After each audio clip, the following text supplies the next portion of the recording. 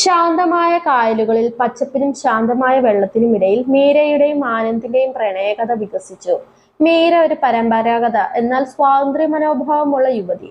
തന്റെ ജീവിതം തനിക്ക് ഒരിക്കലും സ്വന്തമെന്ന് വിളിക്കാൻ കഴിയാത്ത ആനന്ദിന് സമർപ്പിച്ചു.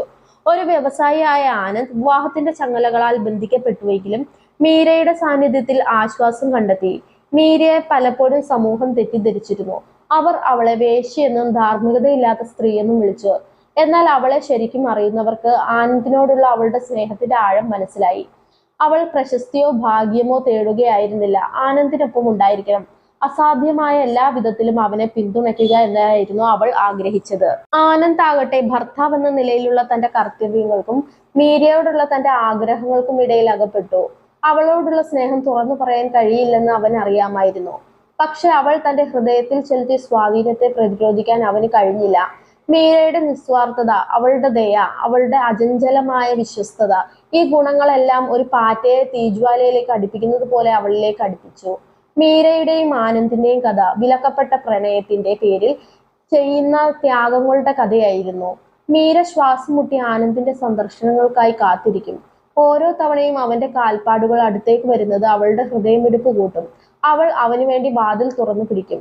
അവന്റെ ലോകത്തെ പ്രകാശിപ്പിക്കുന്ന പുഞ്ചിരി പോലെ അവനെ സ്വീകരിച്ചു. ആനന്ദ് തന്റെ ഉത്തരവാദിത്തങ്ങൾക്കും ആഗ്രഹങ്ങൾക്കും ഇടയിൽ അകപ്പെട്ടു.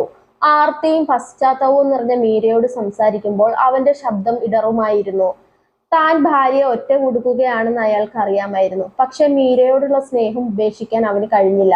മൂടൽമഞ്ഞുള്ള പ്രഭാതങ്ങൾ, തെങ്ങുകളുടെ മൃദുലമായ ആടൽ, പക്ഷികളുടെ ശ്രുതിമധുരമായ ഗാനങ്ങൾ, ഇവിടെയുള്ള കായലുകൾ അവരുടെ രഹസ്യയോഗങ്ങൾക്കും സന്തോഷത്തിന്റെ നിമിഷങ്ങൾക്കും സാക്ഷിയായി. കാലക്രമേണ തനിക്കൊരു തീരുമാനത്തിൽ എത്തേണ്ടതുണ്ടെന്ന് മീര തിരിച്ചറിഞ്ഞു. ഒരിക്കലും പൂർണ്ണമായും തന്റേതാക്കാൻ കഴിയാത്ത ഒരു പ്രണയത്തിനായി കാത്തിരിക്കുക, അല്ലെങ്കിൽ ഉപേക്ഷിച്ച് മുന്നോട്ട് പോവുക.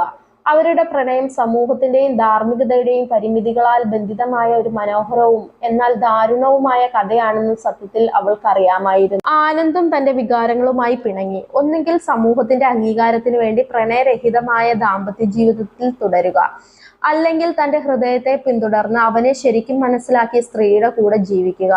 താൻ ഒരു തീരുമാനമെടുക്കണമെന്ന് അവൻ അറിയാമായിരുന്നു. പക്ഷെ വിധിക്ക് മീരയ്ക്കും ആനന്ദിനും വേണ്ടി വേറെയും പദ്ധതികൾ ഉണ്ടായിരുന്നു. അവർ ഒരു തീരുമാനത്തിൽ വക്കിലെത്തിയപ്പോൾ അവരുടെ പ്രണയത്തിന്റെ അടിത്തറ ഇളകി. അവരുടെ ദൃഢനിശ്ചയം പരീക്ഷിച്ചുകൊണ്ട് ഒരു ദുരന്തം സംഭവിച്ചു. അവരുടെ ബന്ധത്തിന്റെ കൊടുങ്കാറ്റുള്ള വെള്ളത്തിലൂടെ അവർ സഞ്ചരിക്കുമ്പോൾ മീരയ്ക്കും ആനന്ദിനും സമൂഹത്തിൽ നിന്ന് കടുത്ത വിമർശനങ്ങളും വിധിന്യായങ്ങളും നേരിടേണ്ടി വന്നു. അവരെ പാപികളായി മുദ്ര കുത്തപ്പെട്ടു. സാമൂഹിക മാനദണ്ഡങ്ങളോട് ബഹുമാനമില്ലാത്ത അധാർമിക ജീവികളായി. എന്നാൽ അരാജകത്വത്തിനും പ്രക്ഷുബ്ധതയ്ക്കും ഇടയിൽ അവർ അഭിമുഖീകരിച്ച വെല്ലുവിളികളാൽ അവരുടെ പ്രണയം കൂടുതൽ ശക്തമായി. മീരയുടെയും ആനന്ദിന്റെയും പ്രണയകഥ പ്രണയത്തിന്റെ ശക്തിയുടെ സാക്ഷ്യപത്രമായിരുന്നു. പ്രതികൂല സാഹചര്യങ്ങളിലും അവരുടെ സ്നേഹം അതിരുകൾ ലംഘിച്ചു, മാനദണ്ഡങ്ങൾ ലംഘിച്ചു, സമയത്തിന്റെ പരീക്ഷണമായി നിന്നു.